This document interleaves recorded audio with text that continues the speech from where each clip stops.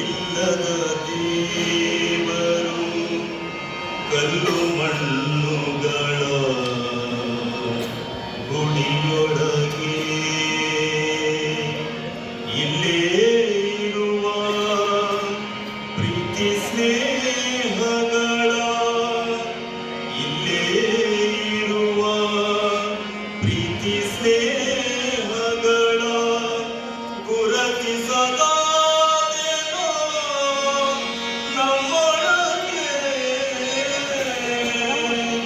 ಎಲ್ಲೋ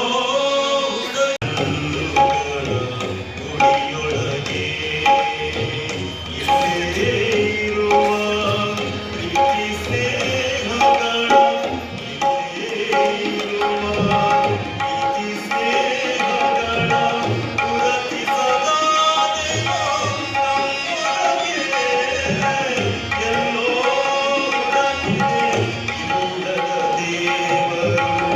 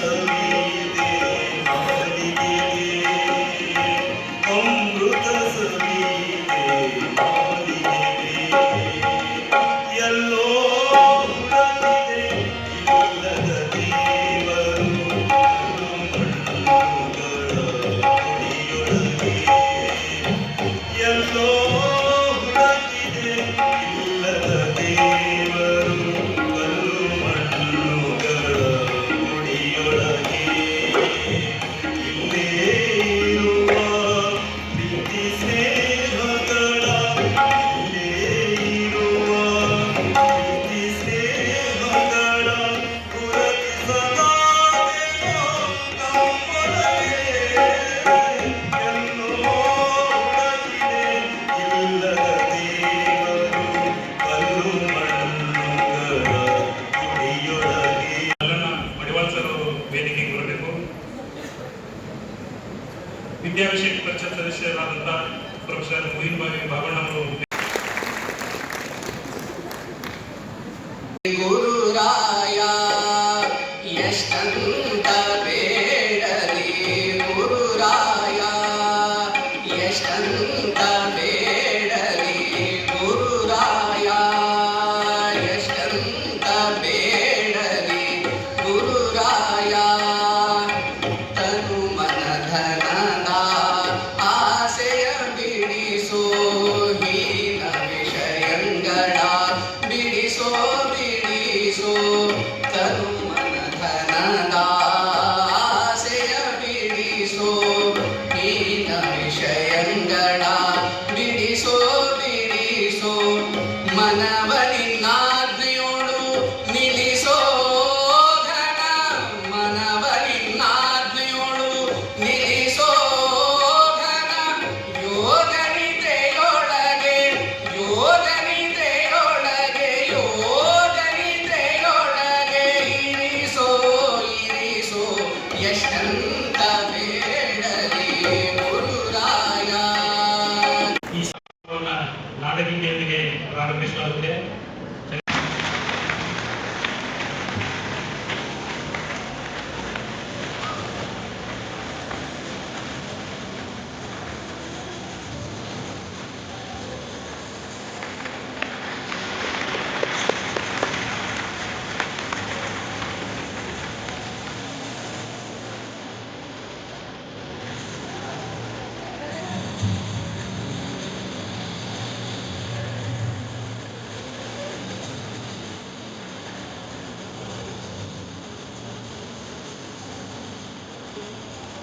ಶ್ರೀಮತಿ ಗೌರಮ್ಮ ಹುಲಿಮುನಿಕರ್ ಅವರಿಗೆ ಮೇಡಮ್ ಅವರಿಗೆ professor JC. Umavathi ಪ್ರಾಧ್ಯಾಪಕರು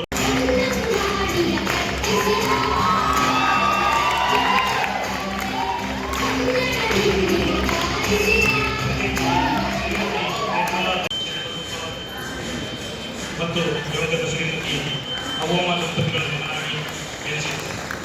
ಇವರು ತಮ್ಮ ಪ್ರಾಥಮಿಕ ಶಿಕ್ಷಣವನ್ನು ಸ್ವಗ್ರಾಮ ಬೆಳವಣಿಗೆಯಲ್ಲಿ ಪೂರೈಸಿ ಮುಂದಿನ ಉನ್ನತ ಶಿಕ್ಷಣವನ್ನು ಈಗಿನ ವಿಜಯನಗರದಲ್ಲಿಯ ಹೊಸಪೇಟೆಯ ವಿಜಯನಗರ ಕಾಲೇಜಿನಲ್ಲಿ ಸ್ನಾತಕ ಪದವಿಯನ್ನು ಪಡೆದು ಸ್ನಾತಕೋತ್ತರ ಹಾಗೂ ಡಾಕ್ಟರೇಟ್ ಪದವಿಯನ್ನು ಗುಲ್ಬರ್ಗಾ ವಿಶ್ವವಿದ್ಯಾಲಯದ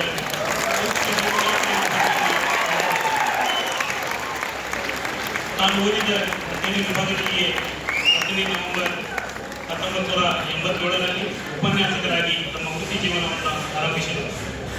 ಇವರು ಸಹ ಪ್ರಾಧ್ಯಾಪಕರಾಗಿ ಮತ್ತು ಪ್ರಾಧ್ಯಾಪಕರಾಗಿ ಸೇವಾ ವೃತ್ತಿಯನ್ನು ನಿರ್ವಹಿಸಿ ತಮ್ಮ 36 ವರ್ಷಗಳ ಸುದೀರ್ಘಾವಧಿಯ ಸೇವೆಯಲ್ಲಿ ಬೋಧನೆಯ ಜೊತೆಗೆ ವಿದ್ಯಾವಿಷಯ ಪರಿಷತ್ತಿನ ಸದಸ್ಯರಾಗಿ ಕುಲಸಚಿವರಾಗಿ ಅನೇಕ ಶೈಕ್ಷಣಿಕ ಶಿಸ್ತುಗಳಲ್ಲಿ ಸೇವೆ ಸಲ್ಲಿಸಿ 22 ಜನವರಿ 2021ರಂದು ಗುಲ್ಬರ್ಗಾ ವಿಶ್ವವಿದ್ಯಾಲಯದ ಕುಲಪತಿಗಳಾಗಿ ನೇಮಕಗೊಂಡರು.